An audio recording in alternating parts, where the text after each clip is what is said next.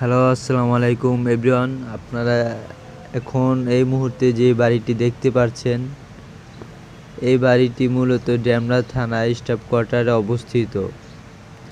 বাড়িটি দেখতে একদম ভূতুড়ে বাসার মতো। দেখুন আশেপাশের রুমগুলো অনেকটাই খুব ভয়ঙ্কর। এখানে যে পুষ্করিণীটা দেখতে পাচ্ছেন, এখানে অনেক মাছ আছে, বাট এখানে কোনো মানুষ প্রবেশ। ওই যে আমি বাড়িগুলো একদম জুম করে আপনাদেরকে দেখাচ্ছি, আপনারা দেখতে পাচ্ছেন।